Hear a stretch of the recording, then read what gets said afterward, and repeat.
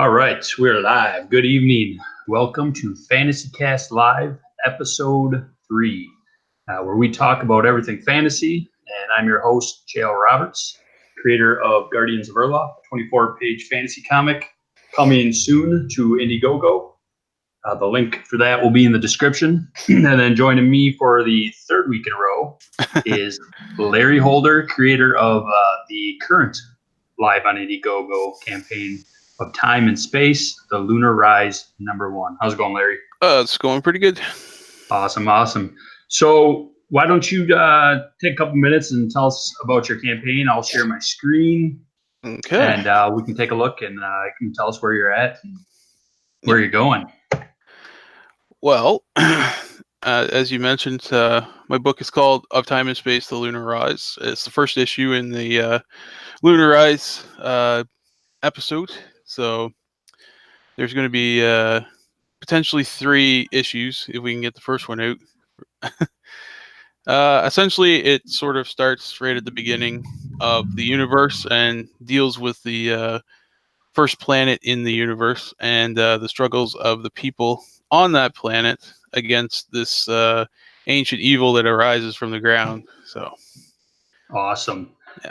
Now, last week you were roughly about was it 10%, a little bit more of your $3,700 goal? Yeah.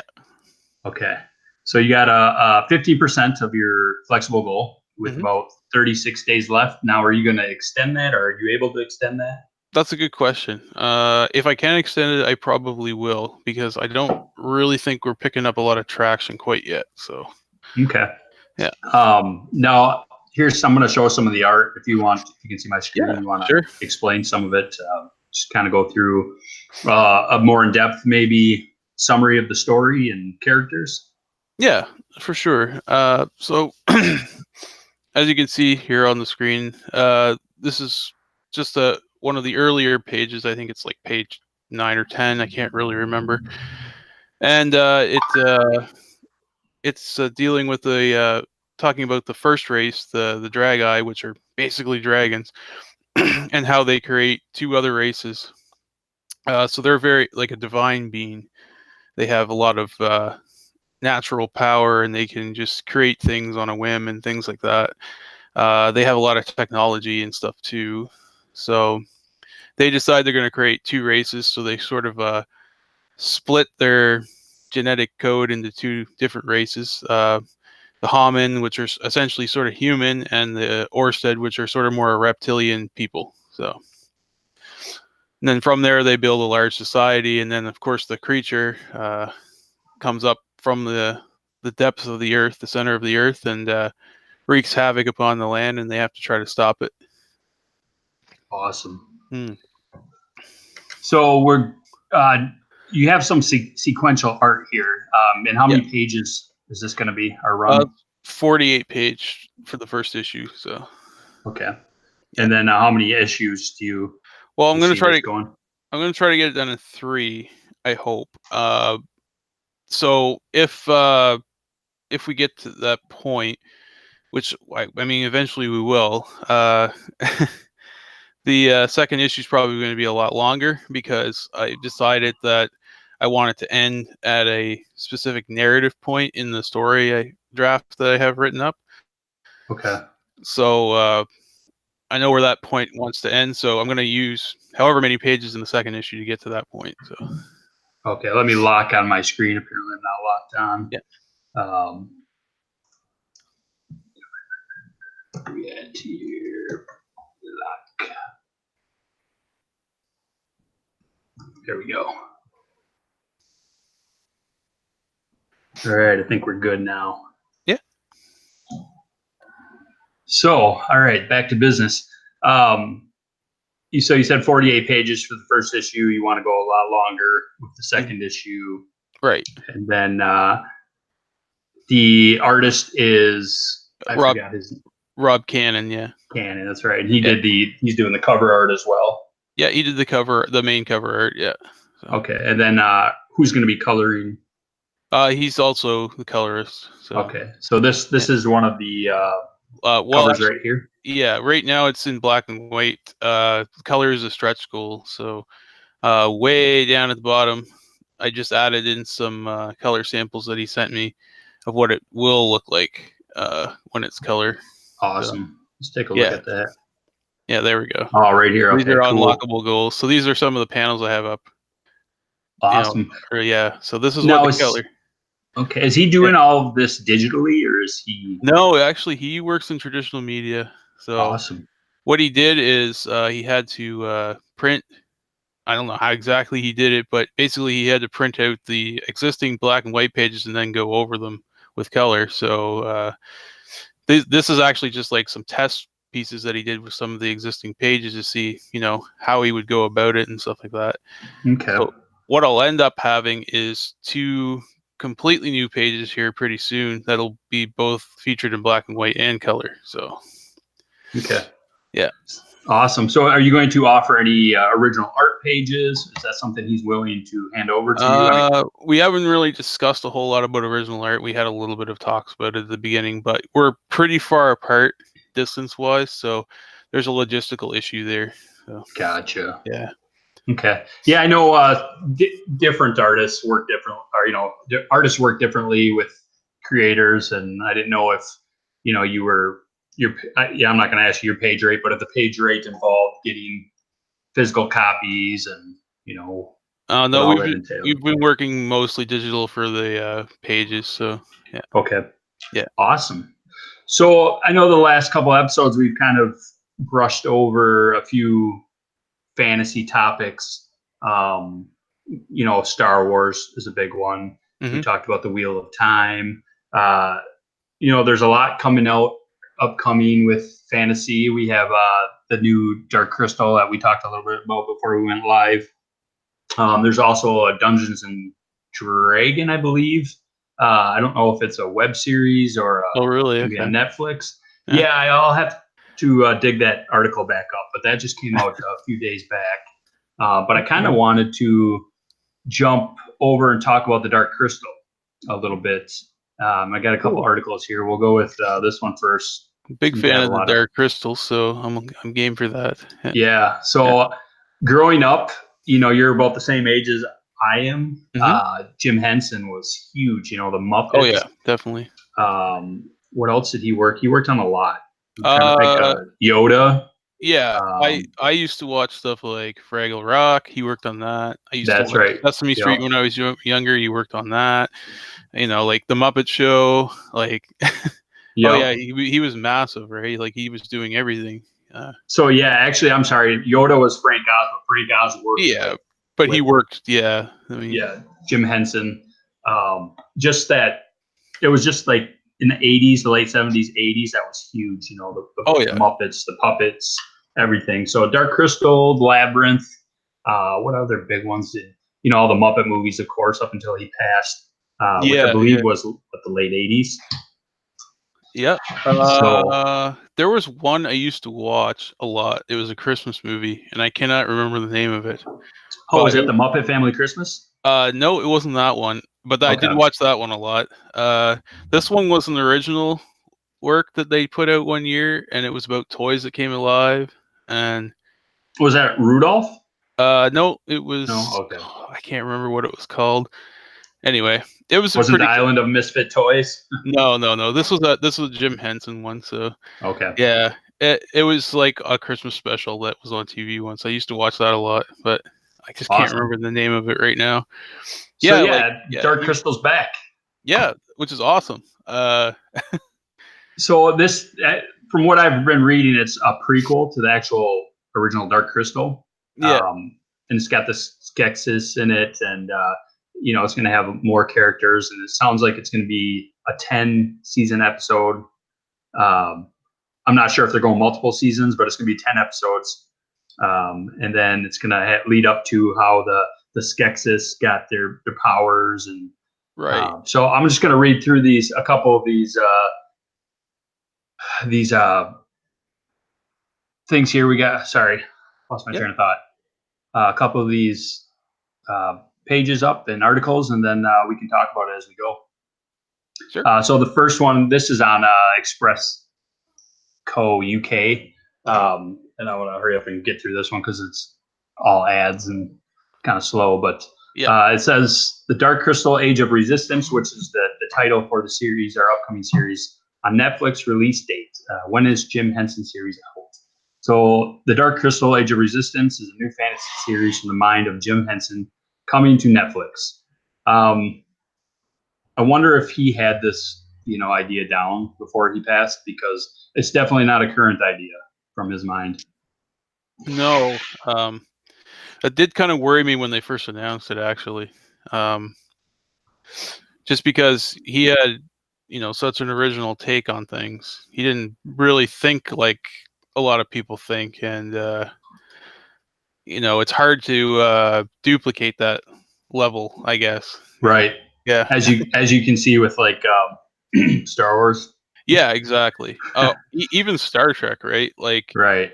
Although Gene Roddenberry wasn't quite as hands-on with the writing and stuff like that, he did pick certain writers to work on the show that he knew, could write decent science fiction and stuff like that. So, yeah. Right. So this is a new story from they're claiming from the mind of Jim Henson. And I'm pretty sure that I've read somewhere that his son has, a lot to do with running his company still. Yeah, and, that's good. Yeah. But the article goes on to say, but when can fans expect to see the Dark Crystal Age of Resistance? The Dark Crystal is a highly anticipated new Netflix show based on the 1982 film. Man, that was the year I was born. I didn't realize it was that was that early. early. Born too. So it's based on the same name. The show is, as we said, from the mind of Jim Henson, who's a visionary behind The Muppets and Labyrinth. Mm-hmm. And here's what they know about the Dark Crystal Age of Resistance that will be on Netflix. A lot of repeating in this article. Yeah, that's most of these articles. Yeah. So it said it will be launching globally on Netflix on August 30th. So that's coming up. That's pretty close. Yeah, that's exciting. Yeah. UK fans will be able to see all episodes of the show with their subscription to the streaming platform. And there will be a total of 10 episodes, each running for about an hour. Ooh. And then a new teaser trailer hints at some of the amazing graphics that viewers can expect from the show. So I'm actually going to skip this one. I'm going to go to the next one because the next one was a lot easier to read. And they have some pictures here. So this one is from inverse.com. Mm-hmm. And then it discusses the same things: Dark Crystal Netflix release date and cast for the nostalgic fantasy tale. So this fits in perfectly with Fantasy Cast. Here we see one of the new, I forgot what their name are, Gelflings? Gelflings, yeah. Yeah, so was it Gemma? Was that the name of the main character in the original? Was it Gemma? Dark Crystal? Was it? I got it pulled up here on Wikipedia in case I needed to go back and. It's a good idea. Jen, yeah. Jen, that's what it is. Okay. Yeah. So they've got some more of the same Gelflings and then the Skeksis. So the article says, are you ready to return to the fantastical world of Jim Henson's The Dark Crystal? Netflix is ready to give fans of the original nostalgia trip of a lifetime back to the world of Thrawn, as the battle between the Gelflings and the evil Skeksis takes shape in the prequel series, The Dark Crystal Age of Resistance. So there again, it's a prequel series, and The Dark Crystal was released in 1982 during a boom in Henson's career when his fantasy works was in great demand. Although The Dark Crystal was released to mixed reviews, it has gone on to develop cult status and hold the honor for the fourth highest grossing puppet film of all time. That's cool. Yep. What do you think the first ones are? I'm guessing it's one of the Muppet ones. Has to be. Gotta be what is it? Muppets Take Manhattan? Probably. Isn't that one of the biggest ones? Yeah. Yeah, that was huge. Yeah. Oh, sorry, I take a drink of beer. All right, back to it. Age of Resistance was first announced back in 2017. At the time, it was confirmed that Jim Henson's Creature Shop and the Dark Crystal conceptual designer Brian Froud would return to help create new puppets and sets for the prequel series. So the look and feel of the original film should be preserved for a new generation of viewers. As seen in the first trailer and new images from the series, the cast and crew of Age of Resistance will be bringing a wholly unique version of Henson's original creation to the streaming giant. So, yeah, I mean, you saw the trailer release, correct? Yeah, I saw the little preview trailer they put out. I think it looked good. I mean, it looked better than the original, but at the same time, like they said, kept that feeling. Yeah.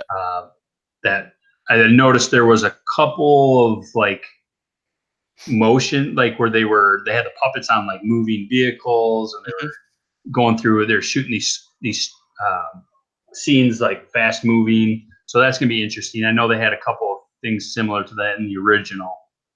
Well, And yeah, I mean, they did a lot of really neat things to get around the fact that the puppets had limited mobility and stuff like that, right? Like right, they used a lot of guys in suits and stuff like that, and miniatures, and they had a lot of yep. different things going on. So And I'm pretty sure I saw what it looked like is somebody in the suit too. I don't know if it was a Skeksis. I'd have to go back and watch the trailer again, but mm, it looked like they had maybe some people in the suits again. yeah, that would Um, be good. I mean, they've got to keep that if they want it to look consistent anyway. And this is always my issue with prequels, uh, making it look consistent with I guess, the original, if you will. So right. yeah, It kind of reminds me of when they reshot some of the Empire Strikes Back scenes yeah, with the Wampa, yeah. and they had the guy dressed up in the Wampa suit, so they showed his whole body, just wasn't his torso. Yeah. Um, that stuff's awesome. I love seeing that. Yeah, I, that was really good. Yeah. especially in a puppet movie Mhm. where they're not using real life actors, they're using these puppets. And just looking at this picture right here, apparently this character's name is Bree, Mhm. but it's just lifelike the way they make these now. Yeah, and that's good though. Like they're gonna get a lot more range of motion out of the faces and stuff like that because the animatronics have come so far. But yeah, I think it's gonna be really good. It seems like they're going the right direction with it. Um, I wish I was a kid sometimes so I could watch these type of things that are coming out for the first time, yeah, yeah. because you kind of remember when we weren't born when it was in. I don't know if it went through theater or if it went straight to the video. I'm guessing it went Uh, through theaters. I know, like when I first watched it, it was we rented it. I remember that. Um, Okay. yeah, so we were looking for a movie to rent and saw that one and never knew about it or anything like that. So we picked Yeah. it up and I was just like, "Whoa, what is this thing?" Like Oh yeah. I never mean, seen anything like it. So yeah. I didn't go to the theaters a lot as a child, but I remember seeing these things on VHS when they came out. Like, movies like we talked about Willow Oh a yeah. couple weeks ago. Just movies like that, the Ewoks, Battle for Endor, those type of things. As a child, and not caring that they were little people in Yeah, furry yeah, costumes. It was real. yeah. Well, Um, the Ewoks ones I actually think I remember watching on TV because they were made for TV. okay, But that was a long time ago. I only was yeah. I don't think I've ever watched those movies since they came out. right. Yeah. So here's everything we know about the Dark Crystal: Age of Resistance, including the release date, plot, cast, and a closer look via the first trailer. So we talked about August 30th. It says here that the final week of August, the Dark Crystal: Age of Resistance arrives in its entirety on Netflix, August 30th of this month, Mhm. this That's year. good. That's good. It talks about the first trailer, which we both seen for the Dark Mhm. Crystal: Age of Resistance, arrived on May 30th. So that was only a few days ago. That was last week. Yeah. Friday? Yeah. I thought it was a lot longer than that, but I must be thinking of a different trailer. Yeah. The focus of the teaser was setting up the look and feel of the Dark Crystal, which we discussed. Fans got to see how the puppetry made famous by Jim Henson in the 1982 film, as well as other films, would be translated for audiences old and new. Because of the Age of Resistance will be a prequel series to the Dark Crystal. The story of how Skeksis came into power with the help of the Dark Crystal is the focus of the trailer. We're also introduced to one of the lead characters, Deet, voiced by Game of Thrones alum Natalie Emmanuel. Did you say you had not watched Game of Thrones? No, I haven't. No, okay. So she's a pretty good actress. British actress was. Oh no, I know I'm not being a very good Game of Thrones fan because I can't remember her character's name. But she was basically Daenerys's sidekick, main person. So basically, who learns about the power of the Dark Crystal and the darkening it will bring to Thra. Then here we got the trailer with looks like two Skeksis or a couple Skeksis doing, and there's a Dark Crystal. Yeah, this is gonna be awesome. Oh yeah, Pretty excited about this. yeah. Too bad we gotta wait 25 more days. I think they'll do a good job. So yeah, it says there are 10 episodes in the Dark Crystal Age of Resistance. Each episode will be 1 hour long, which we already discussed. And as seen in the first trailer, the Dark Crystal Age of Resistance will act as a prequel to the series The Dark Crystal, as we've discussed. And then, per the official synopsis, the series will follow 3 Gelflings, Deet, Ryan, I want to say Ryan Johnson, yeah. and Bria, voiced by Anya Taylor-Joy. And then Ryan is Taron Egerton. I know that name. Yeah, that sounds familiar. I can't remember what he's been in, though. Yeah. Who discover the horrifying secret behind the Skeksis power and set out to ignite the fires of rebellion and save their world. Huh. And then it goes on to talk about the cast, gives the show's IMDb. And then here we go. Got some of the cast. Anya Taylor-Joy. Mm-hmm. Do you recognize any of these names? Oh, I see some down at the bottom I recognize. Helena Bonham Carter. I know that one. You know that one. Simon Pegg. Know him. Yeah. He was in that the zombie one. Yeah. He's been in a lot of stuff. He was in Star Wars, Star Trek, Awakens. Yeah. Oh, Mark Hamill. Yeah, Mark Hamill's nice. there. Keegan-Michael Key, we know him. Yeah. And Natalie Dormer. She's also from Game of Thrones. Yeah, I want to say Mark Strong is a voice actor. I've seen that name before, but awesome. Yeah. So it looks like they got some good voice actors. Mark Hamill being a very good voice actor. That voice actor of the Joker. You got Jason Isaacs, Andy Samberg, a bunch of. Oh yeah, right down here. Cool. Yeah. Divergent. Theo James, Toby Jones, Captain America. These must be like Captain America cartoons. Yeah. Eddie Izzard, Harvey Fierstein, and Catriona Belfi. Outlander. Yeah. Don't know that very well, but Outlander was a show based on a romance series, I believe. Yeah. So I watched a little bit of that with my wife. I've seen the previews for the show. I just never watched it. Okay. It's actually pretty good. It's not too bad. It's got a really fun concept. And we can talk about that after, but good looking actress, lead actress. Fun.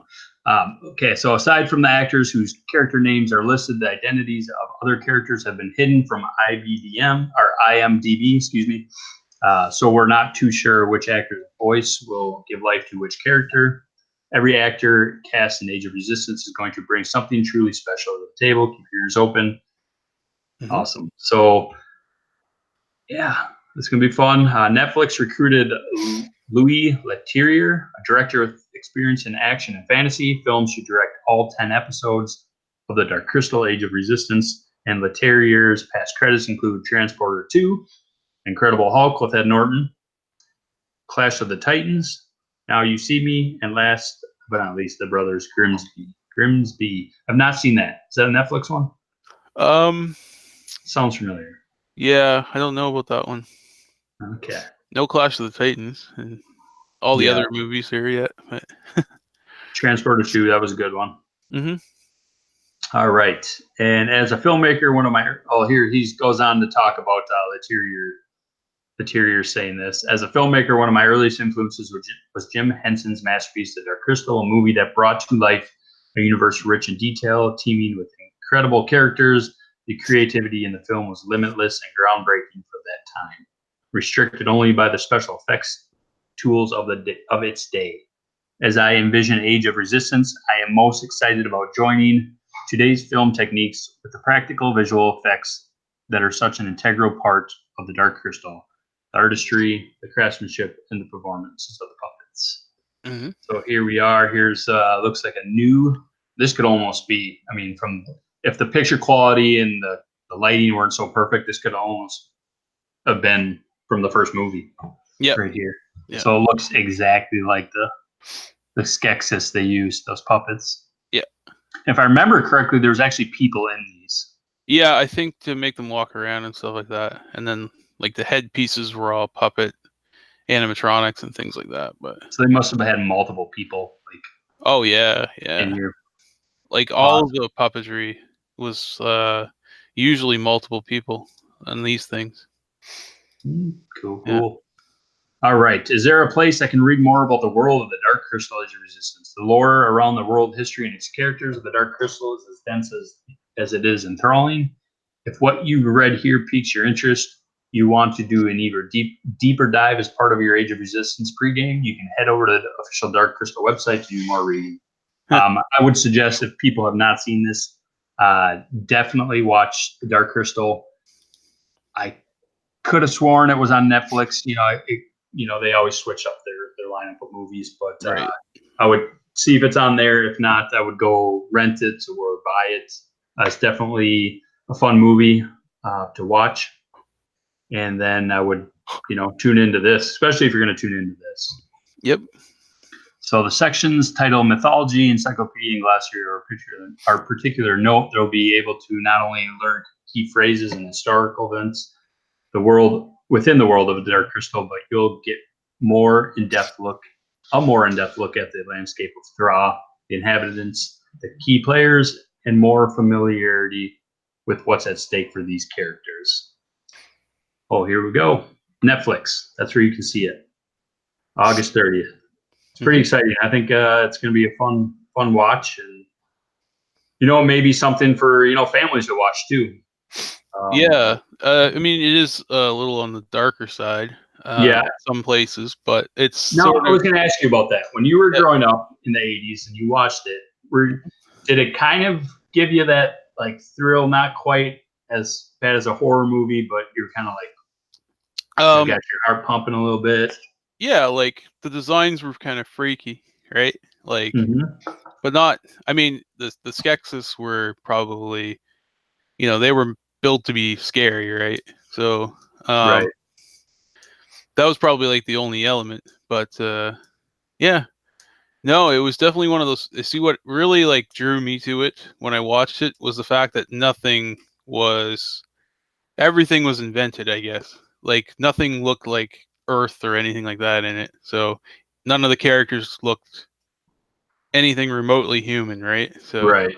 they were anthropomorphic, but that was about it. So yeah. Awesome. Yeah. So yeah, it was Jen and Kira were the Gelflings who were the main protagonists in that film, and I'm wondering how far in advance, because the Skeksis used like the power of the crystal, I guess, as a means of living forever or something. Yeah, it And gave them long life or something like that. Yeah. so I'm wondering if this is going to be. It said it shows how they kind of harness the power. Whenever it's going to be way like thousands of years before the movie, or if we're going to see these characters we had in the first movie at all, or what's going. It's going to be kind of interesting to see that.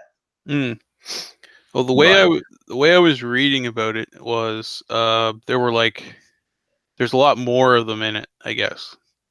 Because it not to spoil the other movie, but when you get to that, there's only like 13 of them left or something like that. So they're like that's the right. last of their race or whatever. So yeah.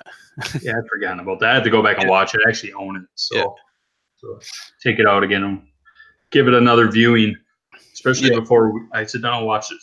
And of course, there's the connection with the Mystics there. So but oh yeah, those are the big, goofy looking like the puppets. four-armed. With that long shaggy hair. Yeah. Yeah.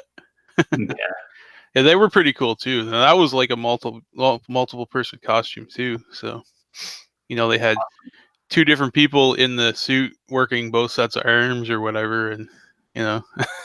yeah. So I think this would the Dark Crystal to me would be one of those influential fantasy movies and movies overall that were kind of impactful, on Hmm. my childhood. I'm guessing yours. Oh yeah, Um, definitely. Yeah. if you're into Star Wars, with Yoda and the Wampa and the Tauntauns, the Ewoks, all these creatures they created using these puppets, and then of course Sesame Street from the time I was born, the Muppets, Muppet movies, Muppet Babies. We Yep. could go on and on. Yep. But the Dark Crystal is another one of those influential stories. Yep. It captured the imagination. It was new. Well, for its time, I think it was fairly new.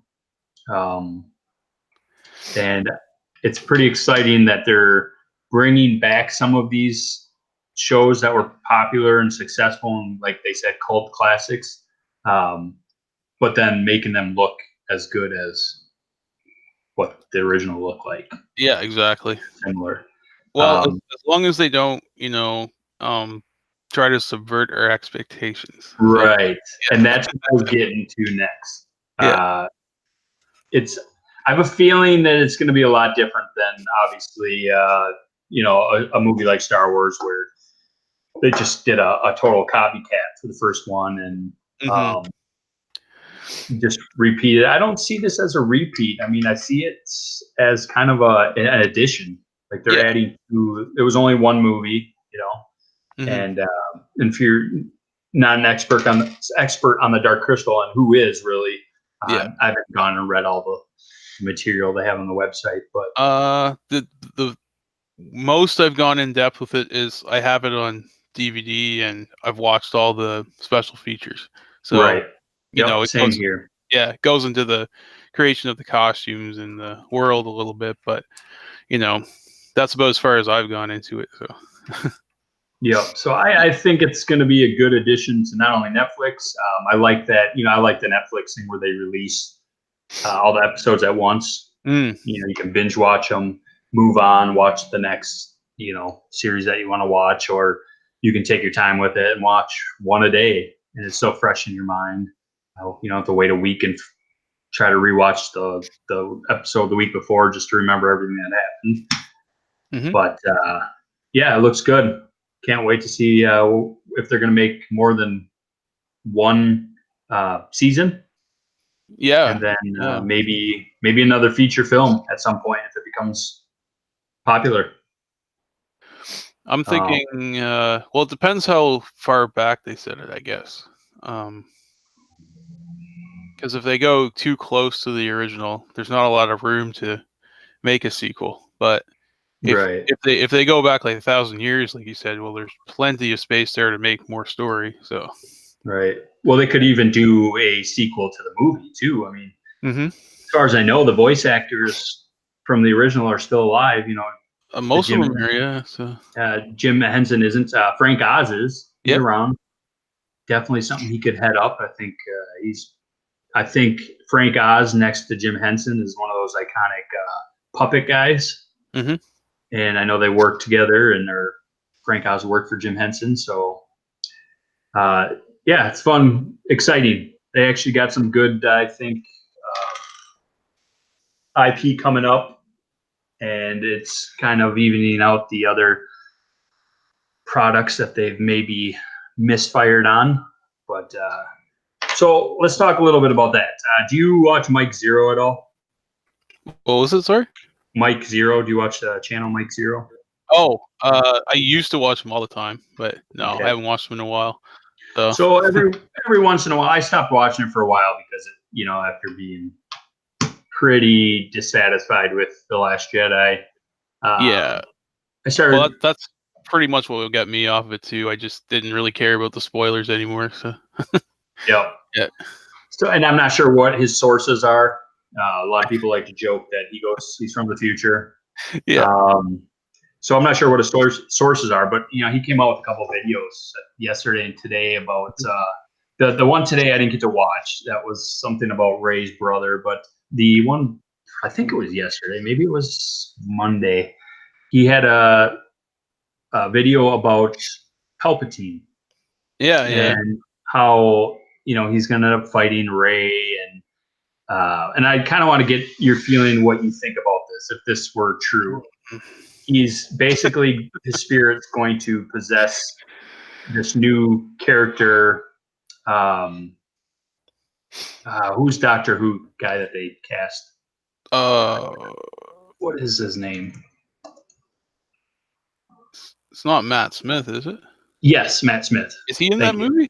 I believe so. I believe that's him. Oh my god. Yeah. So Eh, let me double check on that. Yes. Okay. poor Matt So Smith. yeah. So they got Matt Smith, Eh. and he's supposed to be this new bad guy. And they What- kind of have. I've heard conflicting reports on exactly who he is. I've heard he's a younger clone of Palpatine. I've heard he's a new apprentice to Snoke. So I've heard multiple things from multiple sources, and the one from Mike Zero the other day was basically Matt Smith's character is either a acolyte of Snoke or he's a clone of Snoke. I can't remember which one he said. And I would think the more logical answer would be that he's one of the Knights of Ren since they're in the movie. But yeah, I mean, it still fits within what I think he's trying to say is that it's his spirits possess this body or whatever. So but, right. So Palpatine's spirit inhabits the Matt Smith's character's body, and you hear it's a voiceover done by Ian McDermott, Mhm. and the more he possesses it, the more powerful this entity becomes, and then he does this spinning, the Revenge of the Sith, Yeah. that spinning attack, kind of with a scream. It's kind of freaky, but it's supposed to scare whoever he's attacking. Well, he does that. There's a scream again, and he ends up fighting Kylo Ren. And at this point, Rey is knocked unconscious or something, and they begin to duel. What do you think about that? It's too little, too late. To be perfectly honest. You think they're trying to put a lot into this last movie? I mean, yeah, episode 8 should have set all this stuff up, and then 9 should have been the final battle, right? Right. You have no idea how disappointed I was when there were no Knights of Ren in episode 8. They Right. set them up in the first episode 7, and then they were just gone, and I was like, oh, here's all these cool guys in neat armor, and we're just gonna ignore them.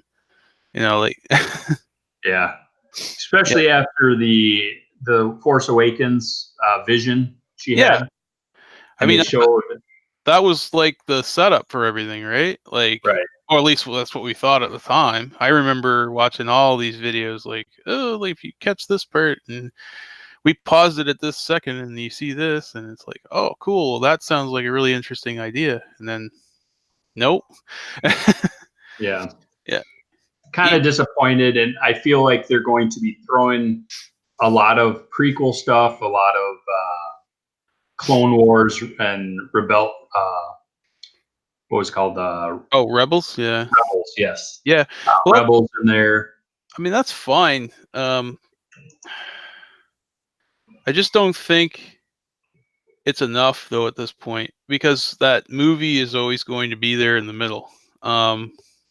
Right. It totally breaks the immersion of the whole trilogy, I guess. But yeah. To me, it just I think they're going to try to do it. JJ's trying to do this. It's going to retcon the Last Jedi. The Last Jedi retcon the Force Awakens. And that's what really upsets me as a fan is that it's going to drag the whole. I mean, I'm just gonna be happy with watching 1 through 6. Yeah, well, that's basically my stance on it now. I throw Rogue One in there too because I actually kind of enjoyed that movie. So Yes. I agree with you 100%. I did enjoy Rogue One. It felt like a Star Wars movie. It was a little bit different than the others, but it still had the space battles. It still had Darth Vader at the end. It's only difference because it grayed the rebellion out. I think, you see a darker side of that in it. And I was thinking about it the other day, and the rebels in all three movies are seen as like, you know, very virtuous and whatnot in the original trilogy, and then Rogue One shows like this really seedy side of the rebellion, where they've got, you know, you've got your extremists with Saul Guerrero's group, and then you've got, you know, Cassian Andor off doing like spy missions, and he just leaves Buddy to get shot by the stormtroopers and stuff like that. So yeah, Right. yeah.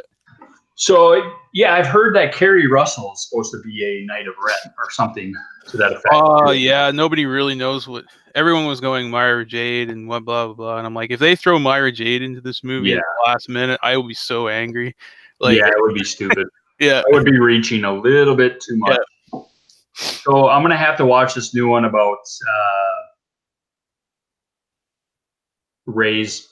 It was titled Ray's Brother, and it showed a picture of Ray next to Kylo Ren. If they go back to that, oh it'd be my even more absurd. God. Yeah, I mean that's just riffing on Return of the Jedi at that point, right? Like, right. And that's even worse, like, because everyone makes fun of that plot point, right? Like it was obviously just sort of thrown in there. Right. Yeah. Like if you watch episode 4, it's obviously we're setting up a love triangle, and then, you know, George Lucas changed his mind halfway through the process or whatever. He's like, oh yeah, they're brother and sister now. So yeah. Yeah. So we'll see. I mean, it's still a ways out. Actually, it's getting closer now.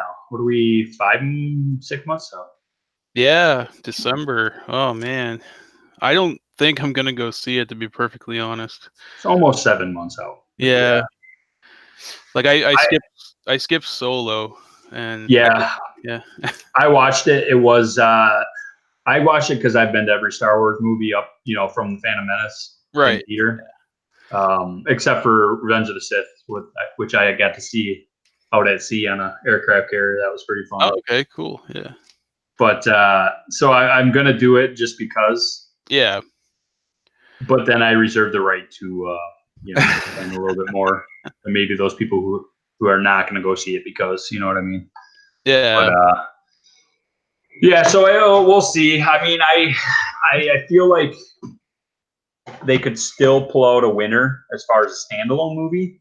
I don't see how any story following The Last Jedi would be hugely successful or even fit in with The Force Awakens, for that matter. Yeah. If you have, you know, one movie that states one thing, and then you get the next one that kind of retcons a couple ideas and goes on its own, and then you go back to the third movie, which goes back to the first movie and retcons the second movie. Last Jedi shouldn't have, well, I know why they did it the way they did it at the beginning, but it should have had a time jump. You know, even though it ended on, like, Force Awakens ended on a cliffhanger, they could have just had her there training with Luke already. They didn't have to start it right at that point. You know, yeah. And then, well, the first mistake was not having Luke in the movie. Oh yeah, well, that was Force Awakens. Yeah, that was you know, second. Oh, you're talking about the Last Jedi. Yeah, well, no, that you're right though. Like, even Mark Hamill said it several times. He's like, oh, you know, the part where they're fighting in the forest or whatever, and the lightsaber starts to move, and he's like, this is where I come in, and then it's like, no, Ray gets the lightsaber, and it's like, oh, yeah. Yeah, it just boggles my mind how in the first, we talked about it last week, I think it was a little bit, how the first 5 minutes, I think, or 10 minutes, whatever, 15 minutes, you have a masked antagonist force freeze a blaster bolt in midair, which we've never seen before. You know, Palpatine didn't even do that or display that power. And then by the end of that movie, not only does he remove his mask, but he gets kind of whooped up on by somebody who didn't even discover her force powers until halfway through the movie. And not even that, like, it's so he has the blaster stopping ability or whatever you want to call it, but he can also just walk up to a person, wave his hand over them, and knock them out.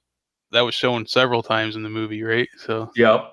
yeah, so he's obviously like super powerful with the Force. He's got like almost like Star Killer level Force powers, and Well, he did it to Ray in that yeah, forest. yeah, exactly. So and then all of a sudden, and then their lame excuse was, oh well, the Force is just trying to balance itself out. Yeah, well, I am. That's not exactly how the balance was presented in previous episodes, I guess. And then they changed it. So I don't like the whole equal force power thing. You know what I mean? Like Yeah. it's kind of just really basic, I guess. Right. I mean, even Mace Windu and Palpatine were not equals. I mean, No, Palpatine had him beat. Or, I mean, I'm sorry, Windu had him beat, right? like It was only because of the interference of Anakin yeah, that. they made it sort of like though, like okay, well if there's only one Jedi and one Sith or whatever they want to call him, Knight of Ren, uh, all of the dark side powers in him, and then all of the good side powers in her. It's just no, it's just not a the Force was never represented like that before. So Right. It's kind yeah, of everywhere. It's in everything, like they stated in the yeah, movie. yeah, It's even people who can't feel it. It's supposedly, what does he say? It binds everybody together, binds things yeah, together. And then in the prequels, they talk about midi chlorians. right. Well, And this guy's more powerful because his midi chlorian count or Yoda's midi chlorian count is high. That's yeah, why well, he's more that powerful. was just sort of like George's explanation of how it's hereditary. I thought, like His scientific yeah, explanation. like Yeah. you can the Jedi are they have a little bit more information at that point. A lot of that's lost when they fall or whatever, Right. but it was always presented as a hereditary thing, right? So Right. if one person is powerful in the Force, their offspring is powerful in the Force. That's just how it works, right? It's Yeah. always worked like that. Um, However, this new trilogy seems to be changing that, where it's like, oh well, the Force just actively selects people to become active in, or something like that. That's the best I could figure. Like, Yep. at And least then that's what they're saying with Ray, anyway. So yeah. yeah, And from what I heard, they kind of got rid of George's original plans for 7 through 9. oh yeah, Apparently, it was supposed to be on the microbiological uh, level, like I don't know. I getting think back to that midi chlorian. yeah, I think they're making it sound worse than it was. To be Yeah. perfectly honest, I know I think I know what he was going for, but he also had characters written in that were closer to the original EU from what I read.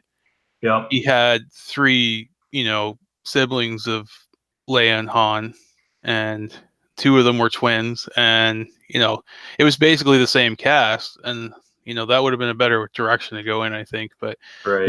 they were also younger, written younger, I should say. Right. So I They guess might have Disney. had issues with casting, though. Well, I know that. There wouldn't have been equal representation. You know what I mean? Yeah. Well, I know Disney didn't, or at least J.J. Abrams anyway, said something about he didn't want a bunch of kid actors running around or something like that. But Right. Well, I would think, even with the books, 30 years later, the kids are going to yeah, be at least 30 years old. They could have, yeah, it was kind of a joke, but they could have still circumvented the getting a wider variety of actors and actresses well, in there too. I mean, that's not hard to well, do in Star Wars. I mean, they could have kept the same sort of, kids or you know basic outline or whatever he had, and they could have just tweaked it a bit. Like, uh, I always go back to the Children of Dune miniseries there that Sci-Fi had, where they kind of upped the age of the twins there to from like I can't remember what they are in the book. They're like 13 or something or 12. They're really young in the book, and they're 18 in the miniseries, right? So Okay. yeah. So yeah, I mean, time's gonna tell. I mean, is it, are we gonna 20 years down the road, are we gonna look at these three movies and be like, yeah, they're still a disaster, or are that's they the gonna? real question, right? I mean, the OTs stood the test of time. Uh, Yeah. even the prequels, to some extent, I think, still stand if Well, you know, thing about within that yeah, galaxy. the thing about the prequels was I never really hated them, right? Like Right. a lot of that came out years later, you know, as far as I remember anyway. Like I didn't remember hearing anything really bad about episode 1 until probably about 2 years after its release. But I wasn't really like online or anything back then, right? Yeah. But I remember we kind of typically enjoyed it. Except for like, we all made fun of Jar Jar or whatever, but Yeah. yeah. But other than that, like, everybody I knew was like, oh yeah, the lightsaber battles were really cool. The space battle was pretty neat. And that, the Gungan battle was pretty cool too. Like, there was a lot of really good stuff in that movie. It just maybe wasn't acted quite as well as it could have been. The it probably needed another draft, but Right. he didn't have anybody there saying you need another draft, George. Like Yeah. What he needed was a Steven Spielberg to help him. yeah, or Gary Kurtzman, right? Like Yeah. somebody Right. to say, yeah, you should probably rewrite this part or whatever. Like Right. maybe you should tone down this part here or whatever, especially in Now, episode 2. But had he used the whole Jar Jar Darth Jar Jar oh, route, that would have been great. that would have been awesome. Yeah, I wish he had gone that route, So honestly. he wasn't just stupid. He was acting, or he would have been acting. Yeah. And then I don't know if he was supposed to be the master to Palpatine or some kind of apprentice, but Um. Yeah. Well, I don't know. Like, it's hard to say whether or not he was really thinking that, but when you go back and examine it, it kind of makes sense. But right. yeah, it's hard to say. I thought it would have been really cool if if he was like well, I suppose he could have come out in episode 2, right? Right. Yep. And they could have like axed Dooku. Dooku. Yeah, even though I really like Dooku. Yeah, I do Yeah, too. yeah. How can you not like Christopher Lee? The Well, guy's phenomenal. I just really like the character. Like all the Yeah. stuff that they did, post the movie Clone Wars and stuff like that, really fleshed him out as a character, and he was a really good character. Like, Yep. he wasn't just Comics. he wasn't just like a generic bad guy. He had a lot of like depth and like his own motivations for doing what he was doing and stuff like that. So Right. yeah, And he had a falling out. I mean, they explained his falling out with the Jedi Order, even in the movie. He left the yeah. Order because. And when you bring the Qui-Gon factor into it, and you kind of start exploring a little bit of the expanded stuff, and how Qui-Gon was kind of like a rebel Yep. in his own respect, and would he have joined Dooku had he survived, kind of thing, right? So Yeah.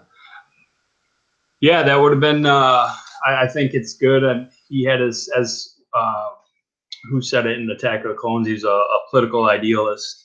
I believe it was, who was that? Not Sassy Tin, but the Conehead guy, Kia D. Mundi.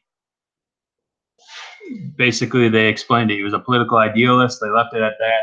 They let Christopher Lee do his thing. Tried to entice Obi-Wan over to the dark side. It was a good character.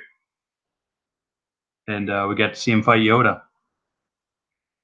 So, all right. So I'm going to wrap this up. And can you still hear me, Larry? I don't know if we lost Larry. Might have lost Larry. Yeah, I think we lost Larry. So I'm going to wrap this up, but I'm going to really quick share his campaign once again. And it's called Of Time and Space, the Lunar Rise, #1. And it's on Indiegogo currently with 36 Days Left. Go check it out. Written by Larry Holder and art by Rob Cannon. It's 48 pages, black and white, but he does have a stretch goal there to unlock color. And the basic book is at $11 US.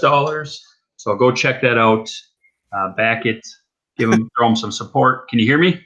Yeah, my computer decided it was going to shut itself off. I gotcha. Okay. Yeah, you kind of cut out, so I figured we lost you. But I was just going over your campaign one last time before I bring this stream to a close. If you want to give one last, just let everybody know one last time, and then where people can find you on Twitter or YouTube. Yeah. Okay. Yeah, sure.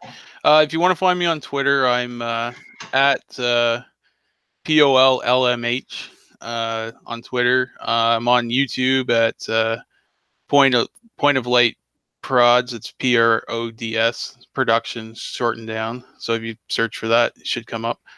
I'm on Instagram.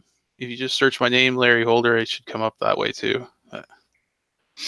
Awesome. And that's Of Time and Space, Lunar Rise #1 on Indiegogo.